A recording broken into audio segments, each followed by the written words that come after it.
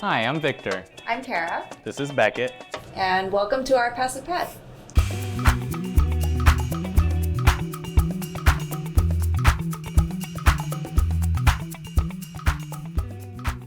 I mean, how did we get into Passive House? Basically, Michael told us that it would reduce our electricity costs substantially and that it would only cost 5% of the home build out. It also introduced like a bunch of like interesting technologies and just like a lot of interesting details when building the house, and really like the whole process to me was like very interesting because you'd learn about like how other homes are built and how this one would be built way better essentially.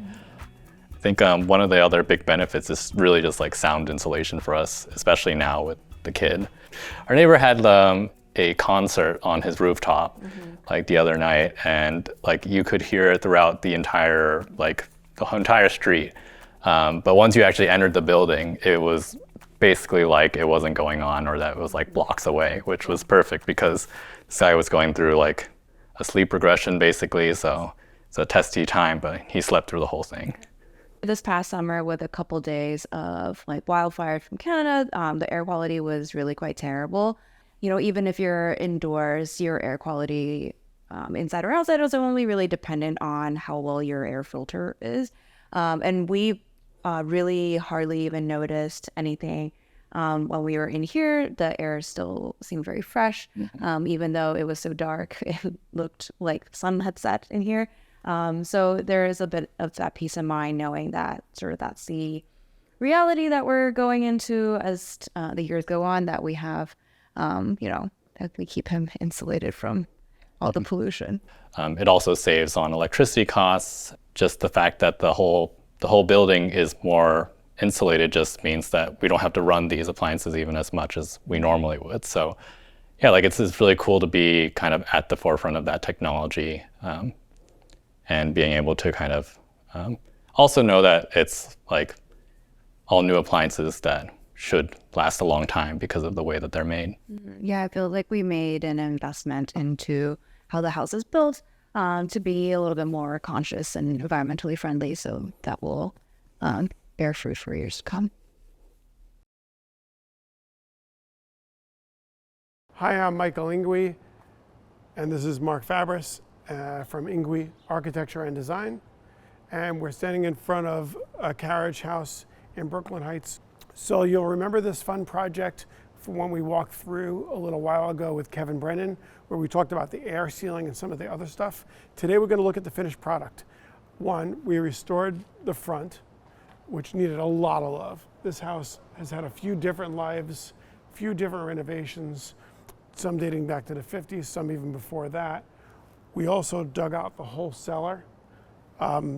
It was a slab on grade, and it's a landmark structure, so you can't go up. Although we have a small addition on the top. We went down, creating this really wonderful space downstairs. And it's a passive house, so it's really healthy. It doesn't need any heat. It has filtered fresh air 24/7. Doesn't have bugs and dust. It's just a clean, healthy house. At the same time, it's just this kind of fun, modern interior with this cool traditional exterior. At the front facade, you could see the upper windows are all Zola passive house windows. Down here, we have the garage door, which was intended to look like one long seamless series of panels. As you could probably see, this portion of the garage door is the operable portion, which is the entire garage is actually outside of the envelope. And then as you come this way, we go from inside the garage to inside entry foyer. But it's not really visible or noticeable from the outside of the house. How it works when you enter. Right now, this is a splayed wall. This wall opens up as you come in, creating this really fantastic kind of like aha moment where you're able to see straight outside. The house already had a lot of character. It had these gorgeous beams. The contractor did a great job. One of the tricks is protecting them the whole time during construction, all the way through to paint. You prep it, you've got it right, everything's cleaned, and then just a little bit of finishing work, not a lot, because they were already gorgeous. This really is the existing finish of the beams. And then in terms of function, this is a 48-inch gas range in a passive house. It's gas in a passive house, which is tricky. You need to be careful when you do it. These are sealed houses. And we were.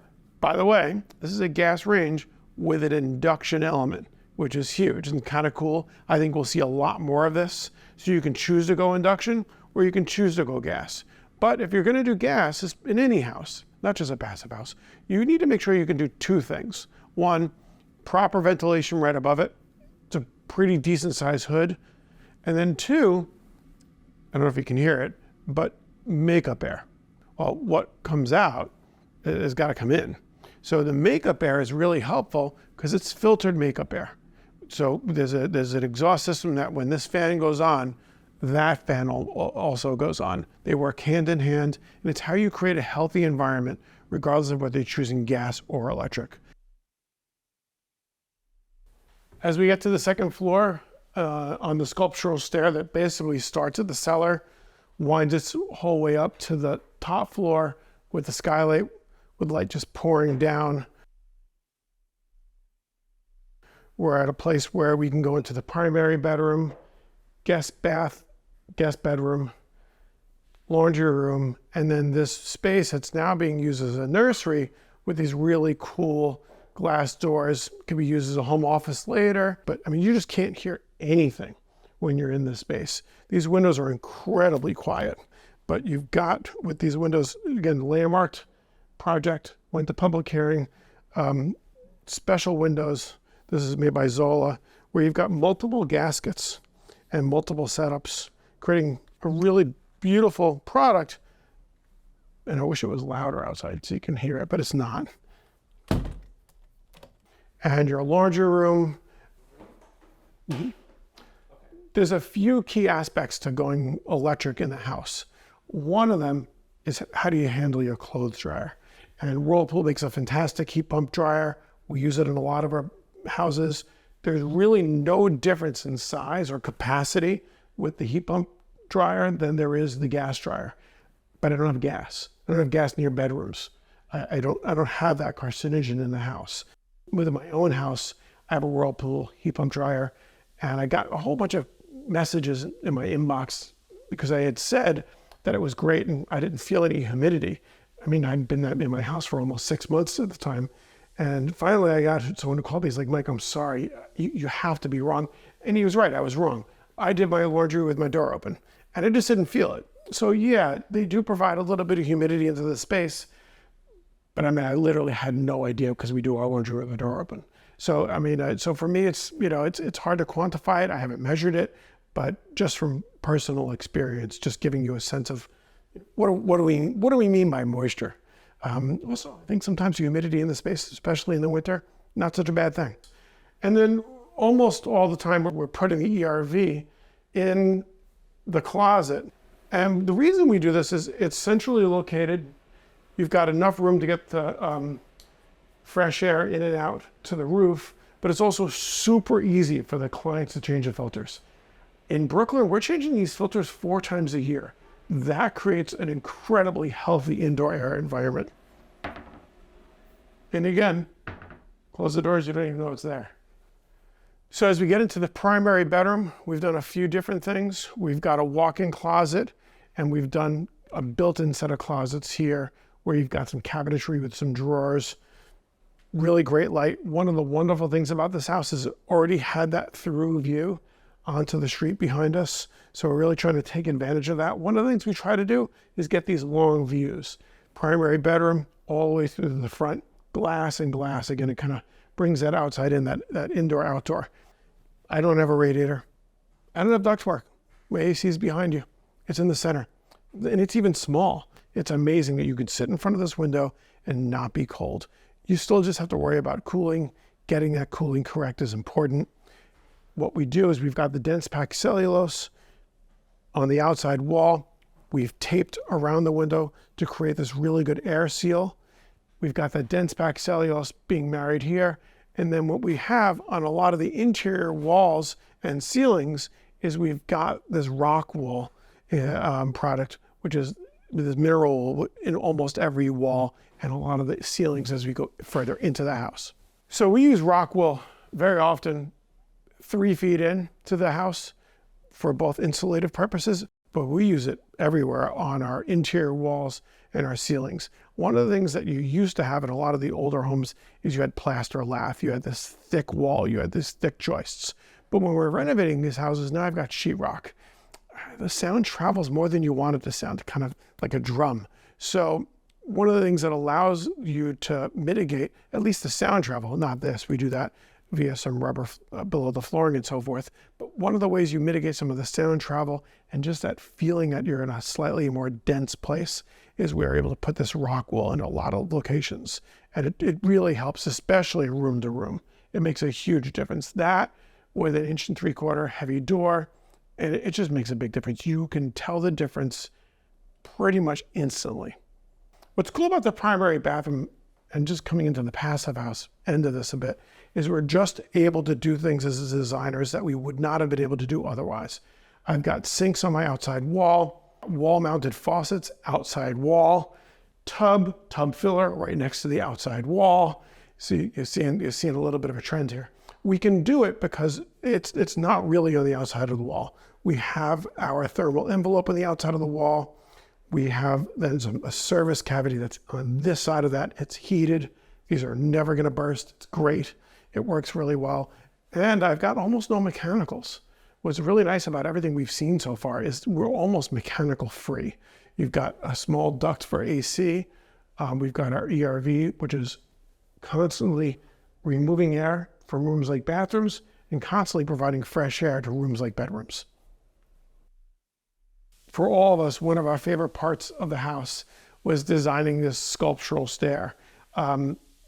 Widening the hole between the stair, bringing that light through, but also just having that sculptural feel as you walk up is just so important. This is a triple pane Lamilux skylight. We've got interior shading to make sure that we can actually mitigate some of the solar gain. It's also north facing, which is pretty huge. Our top floor space, which is being used as a home office. You can sit here, all these windows. Notice no radiators. I've got an AC duct and a return to the floor. I've got an AC supply up here. And that's really it. This room, again, will not need heat.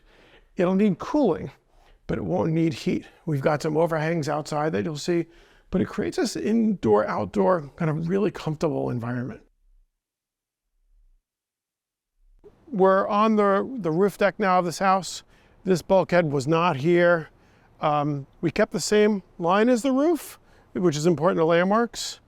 What's important for landmarks is that from the street, you can't see the rail. So that's why it's pulled back. You can see that here. And you can start to see the liquid applied roofing under the pavers. Lamilux skylight again, operable for that bedroom. And then you've got a combination of a few different things happening here. We like to do this in our houses where we want the materials to feel different. We don't want it to feel too overbearing. So you've got the combination of the wood planter where they're using this for obviously some vegetables, which is beautiful, gets great light. So one is the wood allows us to warm up the feel. Two, the planter obviously used for vegetable growing and so forth works well, but there's also a series of ducts that you can't see. One side is the ERV, the fresh air exhaust, and then the other side is the fresh air intake. And what's cool about it, it's grills, you can't see it, you don't notice it, it looks great, and it provides that filtered fresh air 24/7 inside. It provides that healthy home that everybody really wants. This is my entire heating and cooling setup right here. Just this unit. Mitsubishi City Multi. It provides the heat when I do need the heat, which is not often. It provides the cooling, and I'm sitting right next to it. I've got a microphone on. You don't hear it. They're quiet. So not having the mechanical really frees you up on these roofs. It's fantastic. It makes a huge difference. I've got the ability to have multiple seating areas. It just creates a whole other room. In New York City, this is huge. That's space, that's money. So again, I'm not spending my money on my mechanicals. I don't need a boiler. I get a little bit of heat from there if I need to, and I'm just building a better house. I think one of the most complicated parts of this particular project were some of the complex geometries of the envelope. So down here we're in the cellar, which is within the envelope, but that wall behind us is outside of the envelope. And then we have a garage that has some complex geometries as well, which was also outside the envelope. The other interesting part about the cellar is that it actually didn't exist prior. So there was a partial cellar at the front of the house, and then we basically dug out this entire space. And then one really nice feature is, although we're in the cellar, we were able to get a nice window into the alley above, which is above grade. So we get some good natural light coming through that window. This is a landmark house, and so landmarks generally cares quite a bit about excavation, just to make sure that we sort of maintain the structural integrity of the building and our neighboring buildings. So there was a lot of care taken in doing the excavation specific to the cellar. I would say the rest of the house, there were some obstacles, but generally speaking, Landmarks was pretty happy with everything we were proposing. And then here we have the mechanical room for the house, which is actually outside of the envelope. So the thermal and the air seal envelope does end at this wall. And as you can see, these are some of the jogs that we had to deal with. But just for extra precaution and good practice, we actually brought the vapor barrier, which comes from underneath this insulated slab, basically up to grade, so that we knew, A, we were going to get our good air sealing, but B, we were also just getting good sort of moisture protection from the outside.